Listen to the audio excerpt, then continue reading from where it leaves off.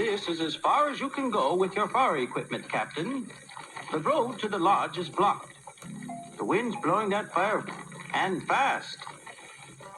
We're having trouble finding the lodge. The smoke is too thick.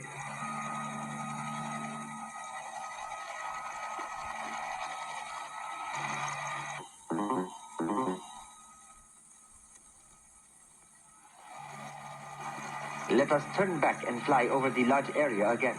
Take her up, quick! We're being blown into the trees. Oh, no! The wind is too strong. It blew them toward the trees. What went wrong with the experiment, Father? I do not know, son. Something went wrong with the sensitive instruments that guide our energy beams. You mean like my compass when I got near that big rock? What do you mean, Chuck? So that was a mockumentary, predictive programming from 1991, talking about using directed energy weapons that went astray, and all of a sudden it burned up at night. People couldn't get out. The winds picked up, blah, blah, blah, which is exactly what happened in California.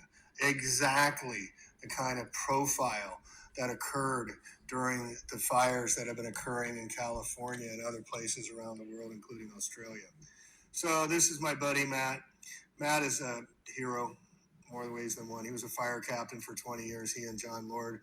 They've gone on records talking about the many, many anomalies of these fires that just don't make sense. Here he's pointing to a madrone, one of the strongest trees there is, and look at it, it just torched from the ground. You see the big hole in here? That's a laser that's gone in, either coming up from the ground or going in, and he's pointing at it.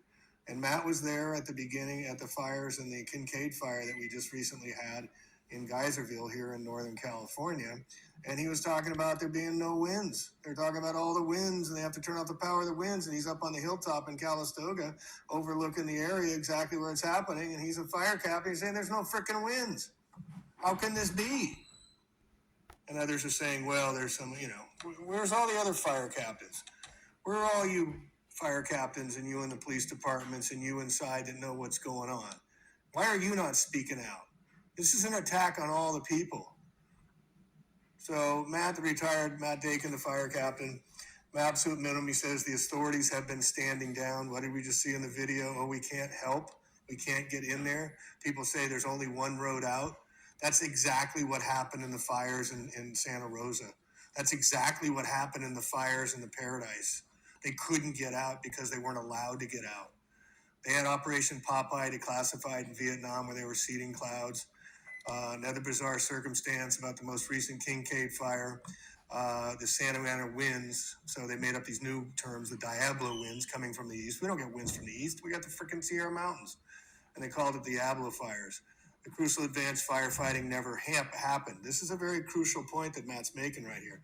The crucial advanced firefighting never happened. A news crew was prevented from entering the area in their van, which I feel happened to prevent them from seeing the fire was not being fought while there was still time. This is a 30-year fire captain speaking out and saying they stood down. This is also the documentation we had when I went up to Paradise and I interviewed a gentleman who had his ranch house, roadhouse restaurant burned down, and he said they stood down on me. They made me evacuate, and they let my building burn, and I saw over 50 trucks standing down. How can you be one of the ones sitting in your fire truck standing down and the fires are going on and you don't speak out? Shame on you all that know better. Shame on you all that know better.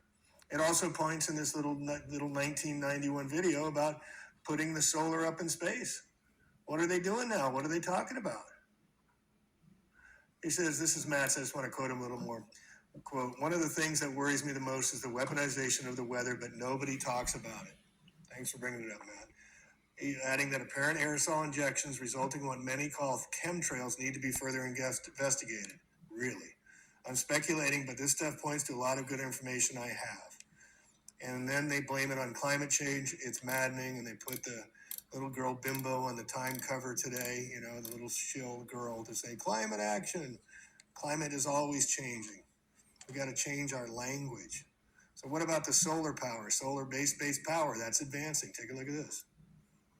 And now Wall Street is promoting directed energy weapons. March 6, 2019. Directed Energy Weapons Market Report. How to make money on killing people. Forecast product of high-powered microwave lasers, high-powered laser, offensive, unmanned vehicle, non-lethal applications, hell with high-energy lasers, airborne lasers, chemical oxygen iodine lasers, free electron lasers, solid-state lasers, tactical high-energy lasers, laser-directed energy weapons, laser weapon systems, plus analysis of defense, offensive, unmanned vehicle, and non-lethal applications for leading defense contractors and civilian companies. How can we profit from killing?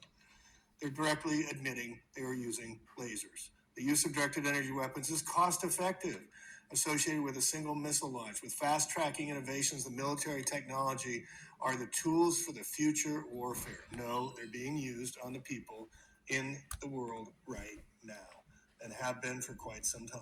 The growing demand for non-lethal weapons is a primary driver market. We're going to sell to Russia and the United States and the UK and to Israel and to China and Japan and to South Korea and to United India and the United Arab Republic. How great is that going to be that everyone's going to have this incredible killing power with all these different lasers? Boy, we're going to make a lot of money. Isn't that great? What does that mean for humanity and the earth?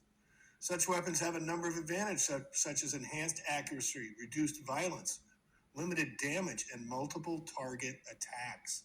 Similarly, the progressive demand for laser weapon systems that have enhanced attack capabilities such as accuracy and undetectable characteristics are key drivers of the market. Let me read that again. Such as accuracy and undetectable characteristics are key drivers of the market. Microwaves and lasers both operate on electromagnetic spectrum. These laser wavelengths are about 10,000 times smaller than microwaves, which means the high-energy microwaves are more suited to emitting pulses of radiation at a wide angle, while high-energy lasers direct more focused beams of low or powered energy using one of two mechanisms, chemical fuel